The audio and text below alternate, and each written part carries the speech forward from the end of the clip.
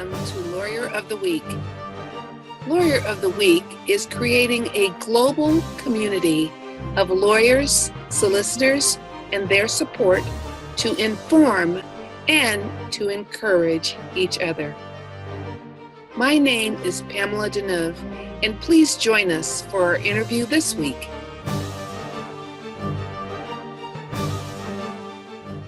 Hi, my name is Pamela Deneuve, and I'd like to welcome you to Lawyer of the Week. And this week, I'm very pleased to introduce John Grimley. How are you today, John? I'm good. Thanks, Pamela. It's great to be with you. I'd like to, first of all, just tell you a little bit about John. John Grimley specializes in providing writing, editing, research, and strategy services to the corporate and professional services sectors. He also edits and publishes AsiaLawPortal.com and is the author of a comprehensive guide to the Asia Pacific legal markets. Between 2002 and 2008, he established and directed the European representative business development presence of the U.S. AM Law 100 law and public policy firm Patton Boggs, LLP. At the inception of his career, he served as a writer to the President of the United States in the White House.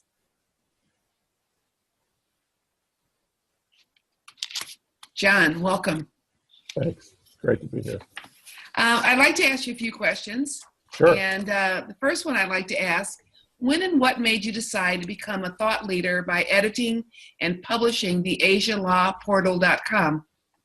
I was at the Inter-Pacific Bar Association's annual conference in Seoul, South Korea in April of 2013, and I went to a panel discussion where Alan Hodgart, who's a management consultant to law firms from London, made a presentation about how the Asia-Pacific legal markets were growing, and his estimate was that the Asia-Pacific legal markets, which span from sort of South Korea down through the Pacific Islands, would double in size based on macroeconomic estimates between 2013 and 2017. Wow. And this ultimately led to my writing a comprehensive guide to the Asia-Pacific legal markets, which was a 90,000-word semi-scholarly study of the legal markets. And in research for that book, George Beaton argued that the legal markets would indeed double, but not until 2022, based on his assessment of legal services demand.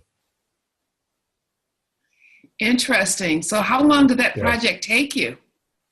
The whole book, I think, took about 6 months to write, and Really? I spent, I would say, maybe about 25 to 50% of my working time working on that book. I had a great group of colleagues at ARC Group who were the publisher, who were involved in all aspects of the project, and they were just tremendous. And of course, all the contributors to the book, who were from law firms around the region and indeed legal experts from around the world. Without them, it would not have been possible to have done it. Wonderful. That's very comprehensive. How can people obtain this? If they go to AsiaLawPortal.com, there's a couple of links to it, or Google the name A Comprehensive Guide to the Asia Pacific Legal Markets, and it's available on the ARC Group website. Mm-hmm. Wonderful, wonderful. I'm sure people will want to read that. Now, tell us about your biggest wins and your biggest challenges. I suppose I'll start with challenges first. I mean, I work as an independent consultant, both to the corporate sector and the professional services sector, and the majority of what I do is provide writing and editing services that is based on a strategic understanding of the objectives of my clients. The challenges associated with that in particular are that I work in international markets, and I frequently am working across time zones. I'm also, and we're currently in a huge time zone gap at the moment. I'm in Hong Kong and you're in the Eastern United States. Yes. But I work across time zones. I work virtually. I work remotely from clients, and the whole concept and understanding of remote work is increasingly becoming important, and I think that can be certainly challenging, both from the client perspective and from the independent consultant perspective.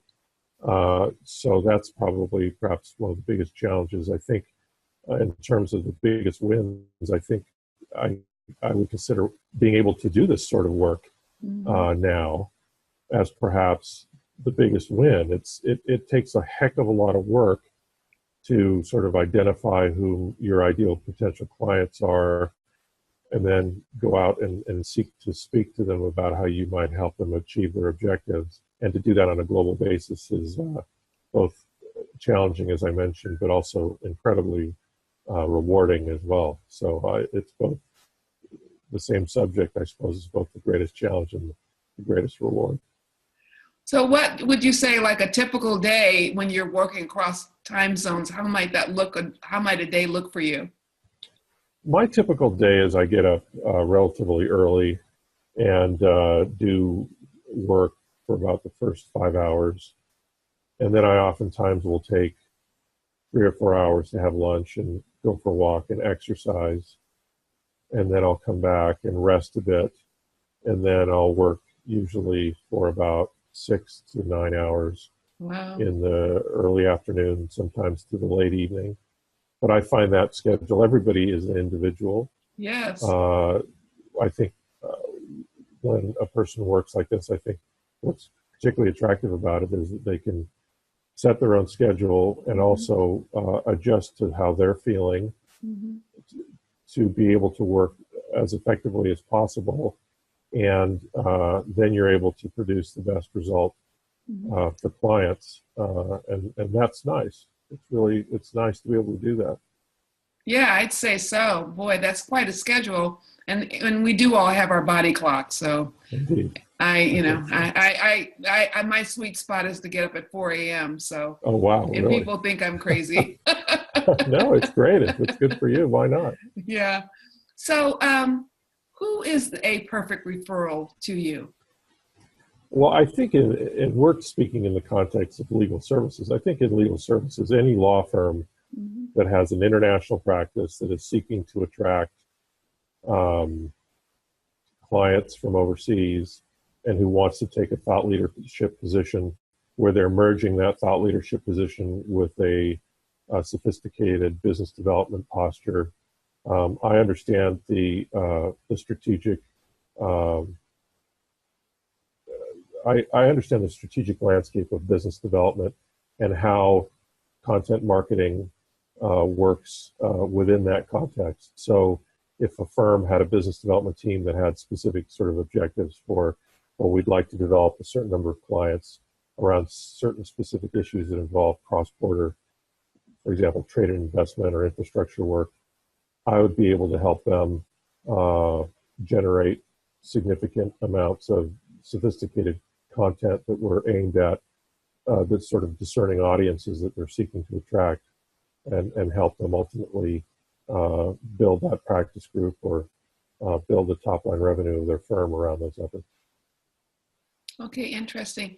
I wonder, have you ever worked with firms that merged with a law firm in a different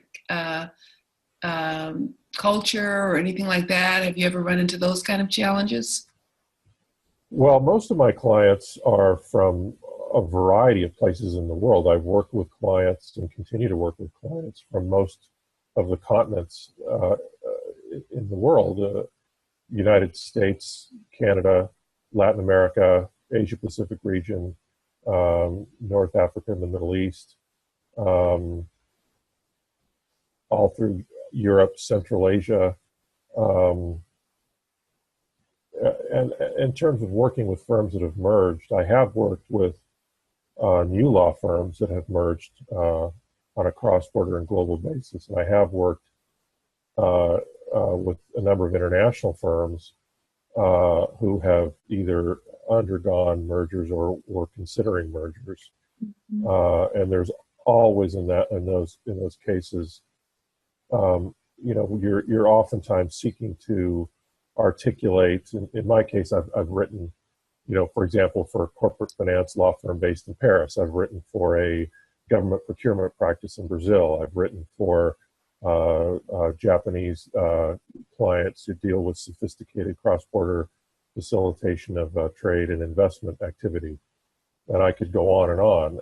Yes. And obviously, when you're doing that sort of writing and you're doing that sort of strategic advisement about what needs to be written, you're also, seeking to articulate what the client is seeking to articulate to those foreign investors that might have an interest in working with them, or those Mhm. potential referral partners in different markets. So spending a lot of time speaking to the client, listening to the client about what he or she might want to communicate on a Mhm. cross-border basis is a lot of what I do. And then creating content that satisfies their needs and satisfies the needs of their clients is really where I'm able to help clients. And I've worked in international markets now for the vast majority of my career, and I hope to Mhm. continue to do that. And it's really a satisfying, uh, very, very pleasant experience every day. Every day is different, every day is unique, but Yeah.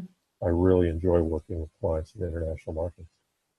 Wonderful, wonderful. I'm sure that you provide a huge contribution to those firms. Um, Now, what legacy do you want to leave? That's a great question. I thought a lot about that before our interview. I think that uh,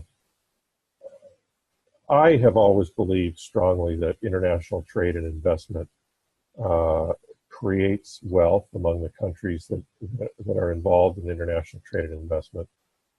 And I also believe that international trade and investment fosters friendship between people from different countries, and it fosters ultimately peace among nations. Mhm. And I think that's one of the things that I find very satisfying is building bridges between people from different countries and working closely with them and seeing the deeply satisfying relationships that are created in cross-border trade and investment facilitation. So to the extent that I might be one individual who plays a very small part in being a part of that growing uh, international economic activity is I I would be thrilled if that was my legacy. Yes, well, you've really forged new territories and, kind of made your own path. And so it's very encouraging to younger folks who may want to look and see if that they want to have more of an international presence and make an international contribution such as you have. Could you talk about one thing you do to manage your stress levels? Sure. Well, exercise. I swim, I walk, I do yoga. Usually just half the yoga, which is very it's fairly easy to do. Mhm. Um, and if I need to take a break, I love to go to a matinee Mhm. and take a lunch for a couple of hours. Usually, when I'm at lunch for a few hours, it may seem like it's not work, but oftentimes taking mental time away where I don't have a phone on and where my laptop isn't on and where I'm not working gives me a great opportunity to think about the bigger picture and think about, well, what do I want to do tomorrow and what do I want to do the next day and plan ahead. And obviously exercising uh, is something I think it's extremely important to be able to maintain long-term health. I'm over 50, and I try my best to eat well and live a healthy life. And I think exercise is a fundamental component of that. And I think I'm very lucky that I can do that. And I, knowing the benefits of it, I think it's heartening to hear about companies that adopt policies that allow their employees to exercise more and take breaks when they might need to. Yeah, it's really, really good. And it's good that you're taking care of yourself because, you can do what you're doing for a long time. I have like a kind of a funny joke. Well, a friend of mine, he's 72, and it was a group discussion, and one young man said, I might live until I'm 75. I hear people live until they're 75. So my friend said, well, it's good to know that I have 3 years left. That's great. That's great. So the truth is that people are living, 80, 90 years, even 100 years old now. So you take good care of yourself and you could be, making a difference for a long, long time. I mean, writing is not something that goes away. It only enhances if you keep the craft sharp. Yeah, I read a blog post just the other day by a writer, and she was writing about how, one of the reasons I picked the career of being a freelance writer is that she said, I can do this into my 90s. Yeah. And that's one of the reasons I picked it, because it's something that, I can do well beyond what would be a traditional retirement age. Yeah. And I like that. I like that ability to remain curious and to be able to write and keep my brain active. I think it's very important. Yes, I agree. Well, John, it's been so good to talk with you. Likewise. Now, if someone wanted to get in touch with you, maybe if you could slowly let them know how to contact you. We will, at the end of this, we will put your information up for anyone who wants to contact you. But if you could verbally tell someone how they can contact you. Sure. I really blog in 2 locations, and one of them that's legally focused is Asia Law Portal, which is ASIALAWPORTAL.com. And then my main blog is johngrimleyconsulting.com. So it's JOHNGRIMLEY consulting.com. And all the relevant contact information is located in both those places. Excellent. Well, John, thank you so much for being our Lawyer of the Week. Thank you. And thank you for making such a good role model for some of those. And thank you for contributing internationally and setting an example for all of us. Thank you. It's indeed a pleasure to be with you. Thank you very much for the opportunity. Okay. All right. Thank you. Thank you. Thank you for joining Lawyer of the Week. We hope to see you again next week.